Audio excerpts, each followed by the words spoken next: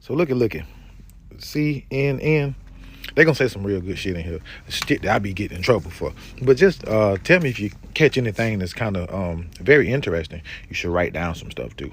Check this out. State of London and the Vatican, a third city-state was officially created in 1982.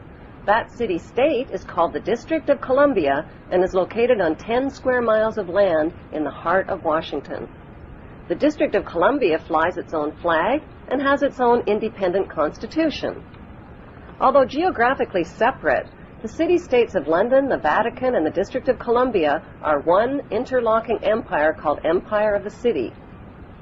The flag of Washington's District of Columbia has 3 red stars, one for each city-state in the 3-city empire. This corporate empire of 3 city-states controls the world economically through London's inner city, militarily through the District of Columbia, and spiritually through the Vatican.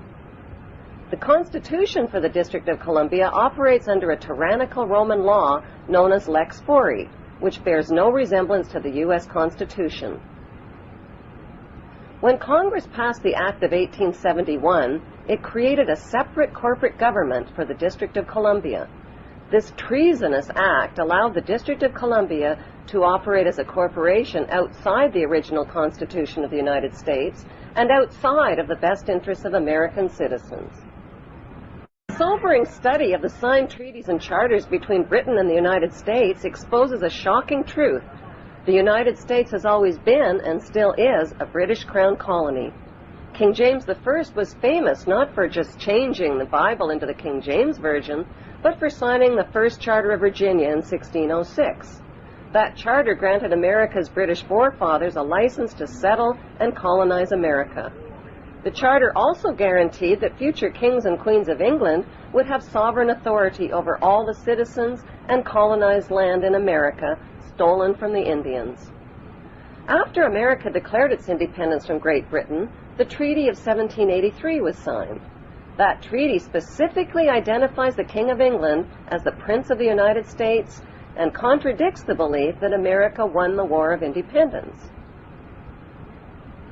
Although King George III of England gave up most of his claims over his American colonies, he kept his right to continue receiving payment for his business venture of colonizing America. If America had really won the War of Independence, they would never have agreed to pay debts and reparations to the King of England. When Congress passed the 13th Amendment to the Constitution, the U.S. President was made subservient to the King of England. The 13th Amendment is called the Title of Nobility Amendment and forbids U.S. presidents and their officials from using royal titles like king or prince or baron. For some mysterious reason, the 13th Amendment, which was ratified in 1810, no longer appears on current copies of the Constitution. America's blood-soaked War of Independence against the British bankrupted America and turned its citizens into permanent debt slaves of the king.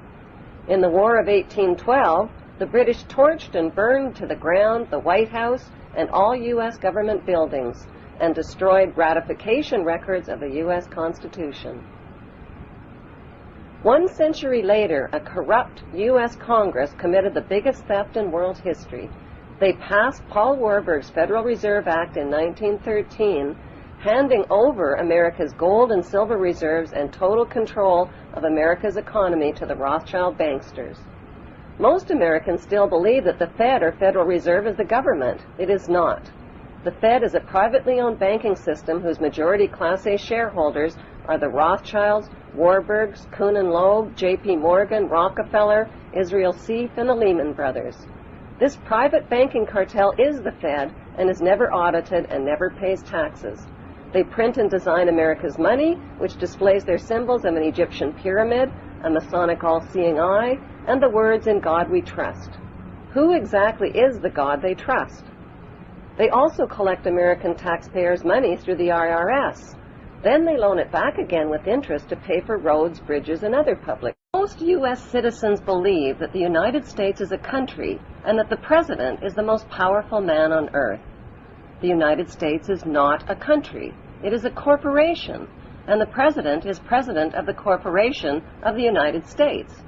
He and his elected officials work for the corporation, not for the American people. Since the United States is a corporation, who owns the corporation of the United States? Like Canada and Australia, whose leaders are prime ministers of the Queen and whose land is called Crown Land, the United States is just another crown colony. Crown colonies are controlled by the empire of 3 city-states.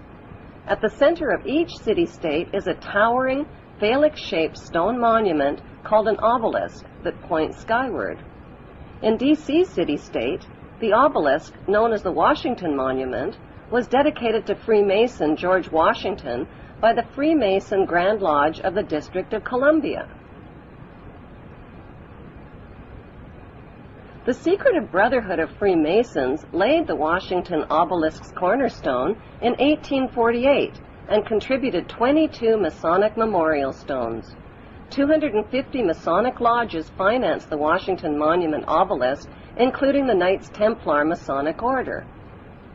At the heart of London city-state is a 187-ton, 69-foot-tall Egyptian obelisk called Cleopatra's Needle.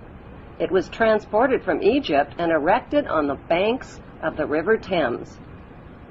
In Vatican City, another Egyptian obelisk towers high above St. Peter's Square.